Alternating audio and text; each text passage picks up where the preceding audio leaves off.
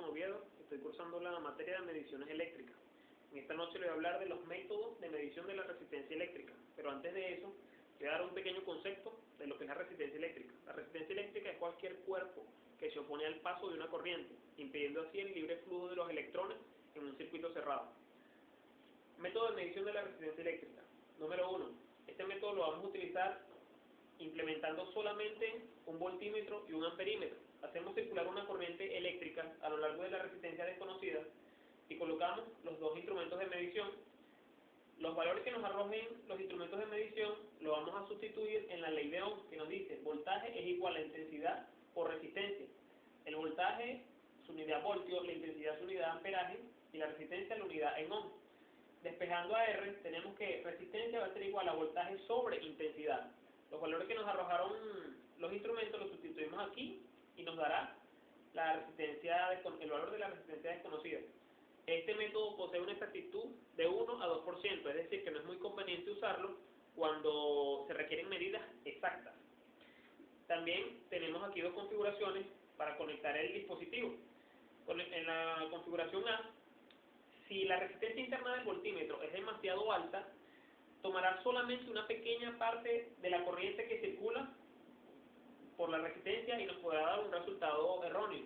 En cambio, implementando este método, la resistencia interna del amperímetro es muy baja y no nos alterará las mediciones del circuito. El ómetro es un instrumento de medición que posee una pila o batería interna. Este hace circular una corriente eléctrica por la resistencia que queremos determinar y con la ayuda de un amperímetro o galvanómetro determinamos el amperaje. Entonces, teniendo estos dos resultados, el voltaje de la batería del ómetro y el amperímetro que circula por allí, determinamos el resultado de la resistencia desconocida. Este es un método que posee una precisión de 2% de exactitud y hay que tener cuidado al usarlo, ya que se usa únicamente en circuitos pasivos y si se usa en circuitos sensibles puede dañar algunos componentes cuando el ómetro haga circular la corriente para tomar las medidas. Método número 3, puente de Wheatstone.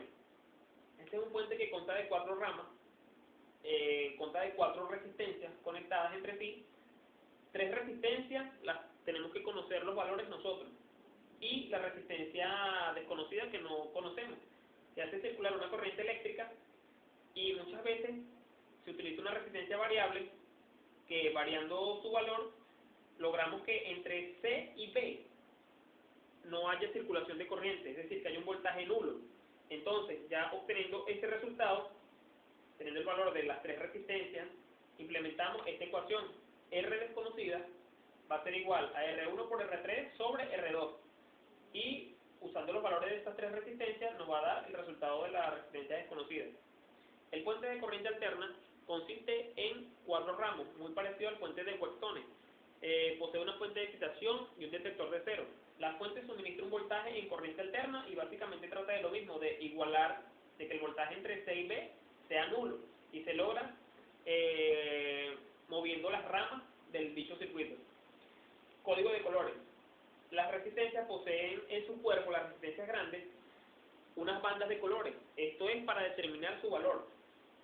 Banda número 1 nos representa la primera cifra, banda número 2 la segunda cifra, la banda número 3 nos representa el multiplicador o la cantidad de ceros que le vamos a añadir a la resistencia. Es decir, como por ejemplo, tenemos una resistencia aquí que posee banda roja, azul, marrón.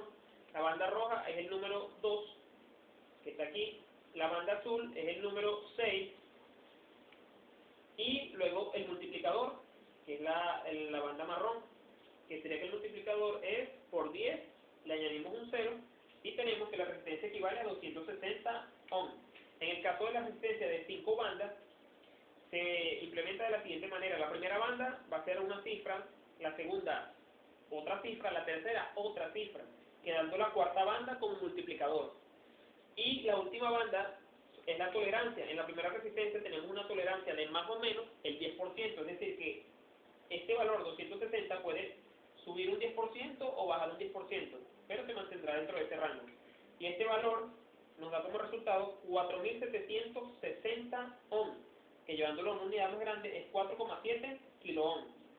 su tolerancia es de color oro, que sería 5%, y tendrá un 5% mayor o un 5% menor a esa cantidad que determinamos. Muchas gracias.